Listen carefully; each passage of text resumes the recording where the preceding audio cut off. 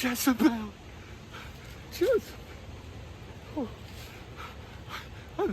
I'm Elijah, the Tishbite. God's just used me miraculously several days ago on Mount Carmel to defeat 700 some false prophets of Baal. There hasn't been rain, for 3 years. Jehovah showed his might. He showed his power. But then King Ahab, told his wife Jezebel, all of what Jehovah's done through the prophet. I'm so tired. I ran ahead in victory from Mount Carmel to Jezreel. But then he told his wife, Jezebel, she's ruthless. She's mean. She's evil. She's threatened to kill me. By the same time that I killed the prophet, she's gonna kill me.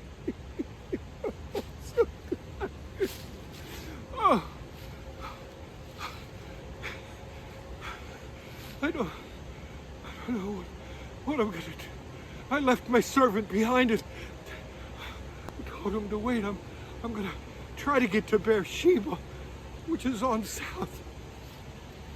But I've got to make sure that I'm not too close after. I want to get to the Mount of God, where I can touch him, hear from him. But I don't even know if I'm going to make that. God, why? Why? Oh, God. Why don't you just take my life? You're going to kill me in it. God, I can't go on. I'm so discouraged, Lord. Oh. Take me, Lord. Just go ahead and take me, God.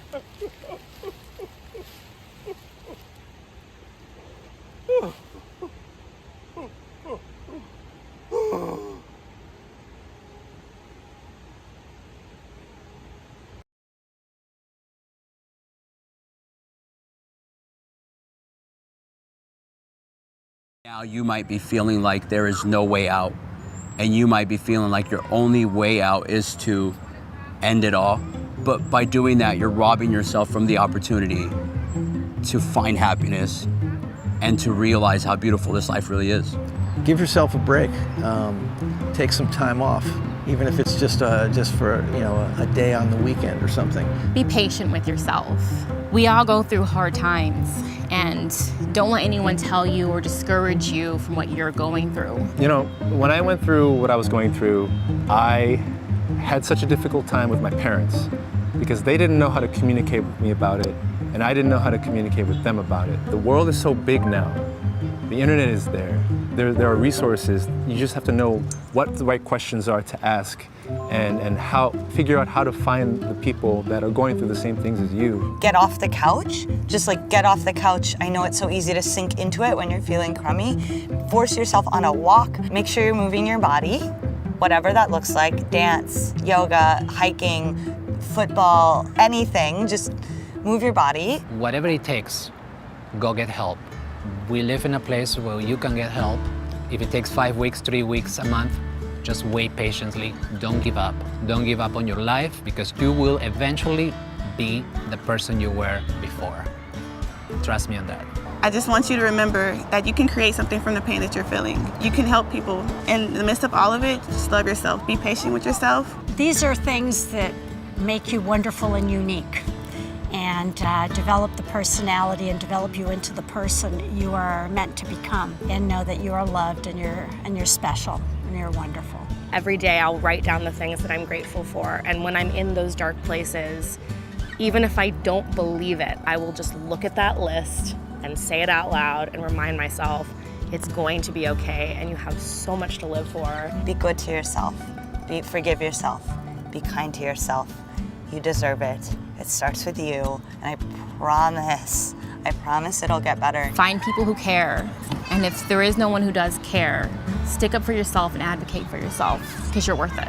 Things will start to happen, motion will start to happen, and it's never, ever, ever going to be cut and dry, easy, black and white.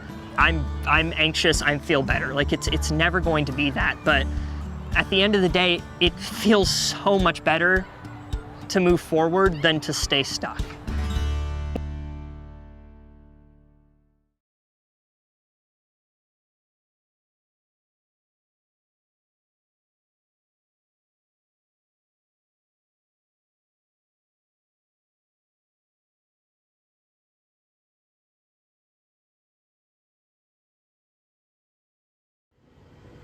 Greetings, my friends. It's been over, 40-some days since I last spoke to you, and I was such a mess when I spoke to you. I was in despair and depression, wanting even to take my life. But it was Jehovah God that came and fed me, and an angel even gave me some beautiful bread. I find that when I'm depressed, in despair, when everything else has been pushing in on me, that I lose focus of the one who is inside of me. I needed to stop. I needed to refresh and recalibrate and renew old Elijah. Yes. And if you're in that situation, you need to heed that. You see, I was scared of a simple person, a queen who, yes, had the ability to kill me, but I knew that God still wanted me to do some work for him. So I went and I hid in a cave. And he came in the earthquake, and he came in the wind, and he came in the fire. But it was a still small voice that spoke to me, Elijah. When I wanted to end it all, when I just wanted to quit, he fed me. He renewed me in my spirit. And perhaps that's what you need today. A renewed mind and a renewed spirit. I do not know, but I do know that there are better days ahead for you. Do not give up. Do not run. Do not flee. Do not try to hide in cave like I did. Try to hide from our problems and face them head on. God wants me to go to Damascus, back to the northern part of Israel. And he wants me to anoint 2 kings and a young protege. I believe that's what you call them, a protege. His name is Elisha. I'm Elijah, he was Elisha. And eventually he would take my place. And that is okay. I do believe that God has used me in my time and still has much for me yet to do as I train this young man to be a prophet of God. Good bread.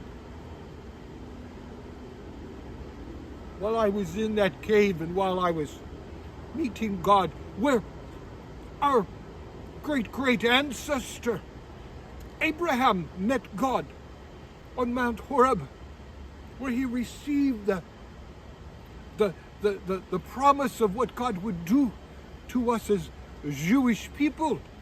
That is where I went, and that is where God met me. But I wrote down some things that might be of benefit for you today. So before I continue on my journey, would you listen to some things I wrote down for you? First of all, the enemy's lie. The enemy will lie to you and tell you that your life is over. Have you ever felt that way? That everything that you have done is in jeopardy, and that God may as well go ahead and take you right now. That's where I felt. And that's where so many today. Do not give up. I went from the mountaintop of victory to the valley of a personal defeat in my life. I was unsure, I was doubtful, and all the while Jehovah was trying to prune me to be a better man. You see, I'm about to return close to where I had come from. Right back into what people would say the hornet's nest. But God is going to do something for me even on my journey. And He will do something for you. I am positive of that. I forgot what Jehovah could do. All of us go through good times and bad times and in between times and mountains and valleys. But we forget what God can do. We forget what Jehovah can do. I need to reflect. I need to remember that He who has begun a good work in me is able to continue. Someone will write that one day. I had to listen to the Spirit's voice, and I was listening to the voice of a wicked queen. One who had no dominance and power compared to our God. Be careful the voice you listen to. And I tried to run and escape from my problems. And I am no different, and you are no different from anyone else. And we do that in various ways.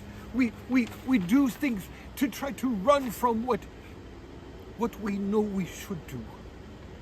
If you are experiencing depression, despondency, even to the place of suicide, give someone a call today. Let them know your plight. Share with them. Heed what they may say.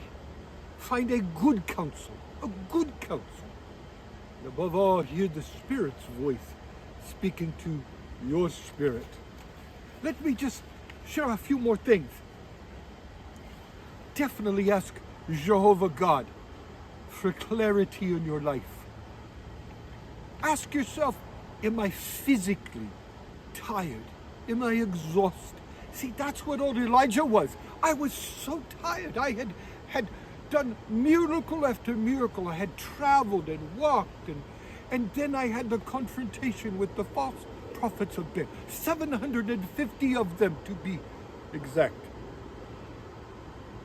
And all of that you would read in 1 Kings 17 and 18. And then the run, all of those miles from Mount Carmel to Jezreel. Elijah was exhausted. So when I got word that the queen was going to kill me, take my life, I could not imagine what was happening. Could not imagine it. But I was listening to the wrong, and I was consumed with a self-pity. We should be bigger than ourselves. There is something for each one of us. Find your purpose in this life and why God has put you where you are. Don't fantasize. Don't get into self-shame. I had to refocus. I had to refresh. And I had to renew. Refocus, refresh, and renew. I had to acknowledge that I needed to stop running from God, and I needed to put on, what would you say? I needed to put on some armor of God. Somebody's going to write that one day. Maybe after Jesus, the Messiah, comes. Someone's going to write that we need to put on the whole armor of God. In fact, it might be good to be found in a book written to a church in Ephesus. Ephesus chapter 6, verses 10 through 18 is what it will be. Put on the whole armor of God. And that's what we needed to do even in Old Testament times. I needed to remind myself who Jehovah God was and what my purpose was in his kingdom, not what my kingdom was. Talk to someone. Well, I was talking to myself, but I had to hear the voice of the one who has created us all, and I needed to heed his spirit. And I need other people around. Do you know that I made the bold claim that I was the only one in all of Jerusalem and all of Israel that had honored God, but such was not the case. There were some 7,000 that day that did not bow the knee on Mount Carmel.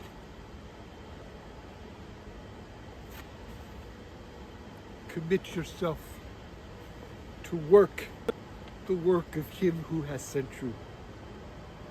Again, if you're struggling with any form of depression, great or small, it matters not. You need to talk to someone. Today, when we get done here, you need to talk to someone. You need to turn to them, seek their help, and consider what they can do for you. I must go. I must travel. I'm still under assignment of Jehovah God. I got waylaid for just a few days because of my own self. But I've been refocused, been refreshed and renewed. A new vigor, the wonderful working power of God flowing through me. And that can happen to you as well. Shalom, my brothers and sisters.